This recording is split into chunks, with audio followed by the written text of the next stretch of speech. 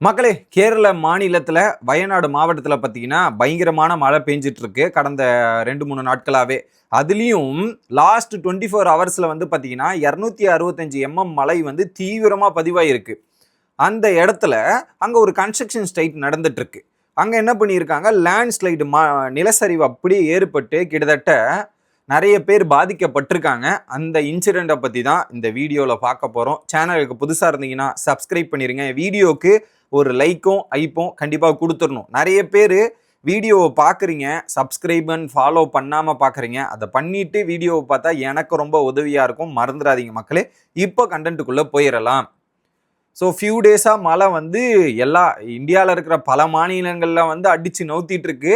ஒரு பக்கம் மும்பையெல்லாம் வந்து தண்ணியில் தத்தளிச்சிட்டு இருக்கு. இன்னொரு பக்கம் இங்கேயும் நிறைய மழை பெஞ்சிட்டு இருக்கு. அதில் லாஸ்ட் 24 ஹவர்ஸில் வந்து பார்த்தீங்கன்னா 265 மழை பெஞ்சதில் என்ன ஆயிருக்குன்னா, அங்கே வந்து ஒரு சைட் இருக்கு. என்ன கன்ஸ்ட்ரக்ஷன் சைட் வந்து அணக்கம்பொயில், கல்லடி மற்றும் மேப்பாடி அந்த 3 ஏரியாவை கனெக்ட் பண்ணுற மாதிரி ஒரு ட்வீன் டனல் ரோடு வந்து உருவாகிறதுக்கான ப்ராஜெக்ட் வந்து கொடுத்துருக்காங்க.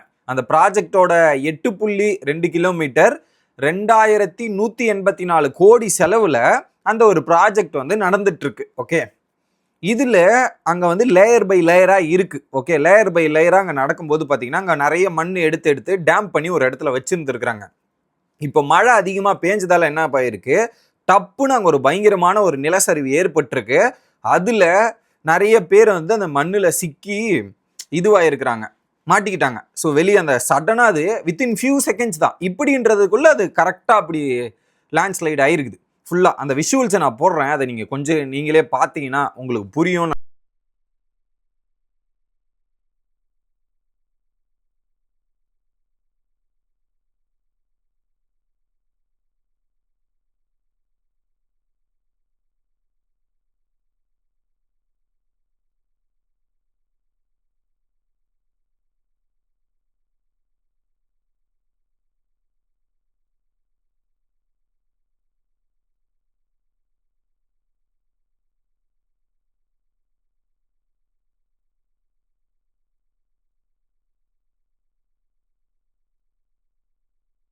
இருக்குதுன்னு உங்களுக்கே புரியுதா?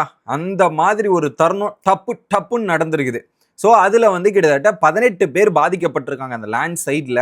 அதுல வந்து பாத்தீங்கன்னா 3 பேர் வந்து பாத்தீங்கன்னா இறந்து போயிருக்காங்க. ஓகே, அந்த மண்ணுல சிக்கி அவங்க, அதுவும் அந்த 3 பேருமே மைக்ரேன் ஒர்க்கர்ஸ்.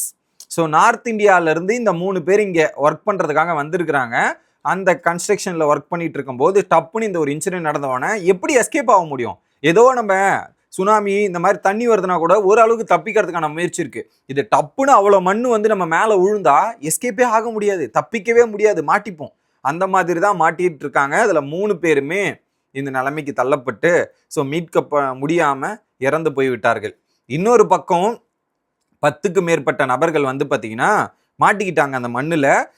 அவங்கள வந்து மீட்டு பக்கத்தில் இருக்கிற ஹாஸ்பிட்டலில் போய் அட்மிட் பண்ணியிருக்கிறாங்க. அதில் குறிப்பாக 2 பேர் வந்து சீரியஸாக இருக்காங்க. ஐசியூவில் அட்மிட் பண்ணி அவங்களுக்கு தீவிர சிகிச்சை பகுதியில் வந்து தீவிரமாக சிகிச்சை கொடுத்துட்ருக்காங்க அப்படின்ற ஒரு தகவலுமே வெளியே இருக்குது. அதில் 5 பேர் இன்னும் காணவில்லை. அந்த 5 பேரும் தேடும் பணி தீவிரமாக வந்து நடந்துட்டுருக்கு அப்படின்றது தகவல் வருது. இன்னொரு பக்கம் இது எதனால நடந்தது அப்படின்ற மாதிரி பல கேள்விகள் எழுந்திருக்கு. இதுக்கு மேன் மேட் டிசாஸ்டர் அப்படின்ற ஒரு பேருமே வச்சிருக்கிறாங்க. வயநாட்டில் நடந்தது இது ஒரு மனித பிழையால நடந்த ஒரு விஷயம் அப்படின்னு சொல்றாங்க. இது வந்து பாத்தீங்கன்னா நார்மலா நிலச்சரிவு, மழையால ஏற்பட்ட நிலச்சரிவு கிடையாது, இது திட்டமிட்டு நடந்தது தான் அப்படின்ற மாதிரி முன்னாடி ஒரு மினிஸ்டர் இருந்திருக்கிறார். அந்த மினிஸ்டர் வந்து சொல்றாரு. டி சிதிக் அப்படின்ற ஒரு மினிஸ்டர் வந்து அந்த கான்ட்ராக்டர் மேல ஒரு பெரிய குற்றச்சாட்டு வைக்கிறார். ஏன்னா அந்த கன்ஸ்ட்ரக்ஷன் சைட்ல ஏகப்பட்ட மண் எடுத்து ஒரு இடத்துல வந்து அப்படியே ஸ்டாக் பண்ணி வச்சிருந்துருக்காங்களாம் ஒரே இடத்துல. ஸோ ஆல்ரெடி உங்களுக்கு இன்ஸ்ட்ரக்ஷன் கொடுக்கப்பட்டிருக்க, அந்த மண்ணை எடுத்து ரிமூவ் பண்ணுங்க. இதே மாதிரி பல இன்சிடென்ட் முன்னாடி கேரளாவில் நடந்திருக்கிறதால மண்ணை ரிமூவ் பண்ணுங்கன்ற மாதிரி இவங்க சொல்லியிருக்கிறாங்க. ஸோ அதை ரிமூவ் பண்ணாத இருந்தது கான்ட்ராக்டரோட தப்பு. இது நார்மலாக நடக்கல, அவங்க அந்த மண்ணால தான் இவ்வளோ பெரிய பிரச்சனையும் நடந்திருக்குன்ற மாதிரி இவர் ஒரு பக்கம் சொல்றார். இதை கேட்ட அதுவும் அவர் என்ன சொல்லியிருக்காருன்னா, ஒரு மேற்கோர் இட்டுமே சொல்லியிருக்கிறார். 2024 வயநாட்டில் டவுன்ஷிப் ப்ராஜெக்ட்ன்ற மாதிரி இதே ஒரு ப்ராஜெக்ட் நடந்தது. அதுலேயும் இந்த மாதிரி மண்ணால ஏகப்பட்ட பாதிப்புகள் ஏற்பட்டிருக்கு. ஸோ அதை பேஸ் பண்ணி தான் இவர் சொல்லியிருக்கிறார். இன்னொரு பக்கம் சிஎம் என்ன சொல்றாருன்னா, சிஎம் சதீஷன் இருக்கார் இல்லையா, புதுசா தலைமையேற்ற சதீஷன், அவர் வந்து பாத்தீங்கன்னா ஆல்ரெடி அந்த மினிஸ்டர், அந்த துறையோட மினிஸ்டர் PK பாஷிர் அவர்கிட்ட வந்து நான் சொல்லிட்டேன், அந்த கலெக்டர்கிட்டையும் அவர்கிட்டையும் சொல்லி அந்த மண்ணை ரிமூவ் பண்ண சொல்லிட்டேன், இந்த மழை வருதுன்னு தெரிஞ்ச உடனே நான் ரிமூவ் பண்ண சொல்லிட்டேன் அப்படின்றது கவர்மெண்ட் தரப்புல இருந்து சொல்றாங்க.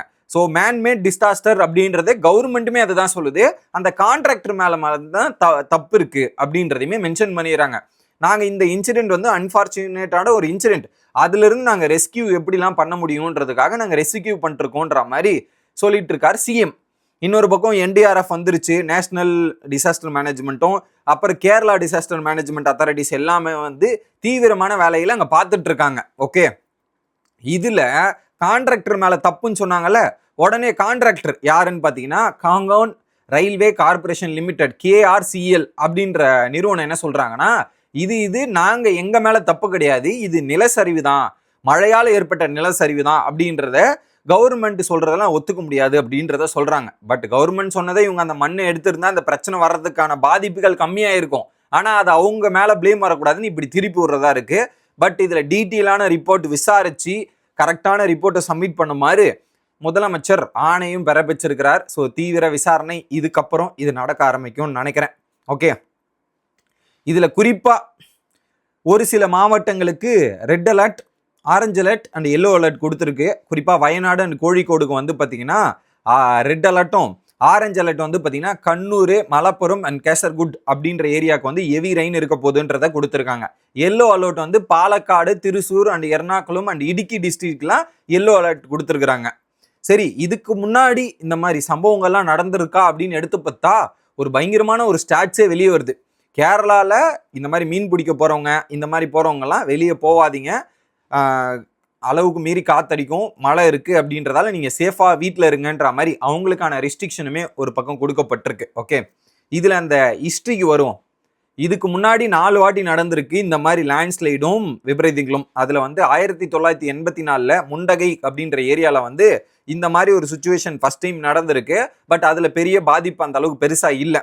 ரெண்டாவது 2019 புதுமலை அப்படின்ற ஏரியால நடந்திருக்கு. அதுல பாத்தீங்கன்னா ஒரு வில்லேஜ்ல 17 பேர் வந்து இறந்து போயிருக்காங்க இந்த நிலச்சரிவு மூலமாக.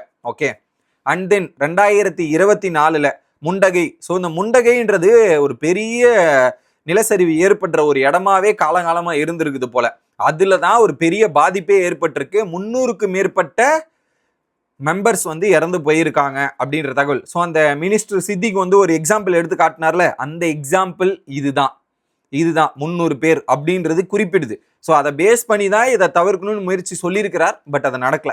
இப்போ 2024 கல்லடி அப்படின்ற இதில் வந்து பார்த்தீங்கன்னா 3 பேர் இறந்து போயிருக்காங்க அப்படின்றது தான் தற்போதைய நிலவரம். ஏகப்பட்ட மழை, அதில் குறிப்பாக நிறைய பேர் வந்து வாலண்டரியாக போய் ஹெல்ப் பண்ணுறது, தீவிரமாக முயற்சி பண்ணி அவங்களை காப்பாற்றுறதுன்ற மாதிரி பரவலாக நடந்துட்டு இருக்கு. ஸோ இந்த விஷயத்தை தான் உங்ககிட்ட எடுத்துகிட்டு வந்து சேர்க்கணும்னு நினச்சேன்.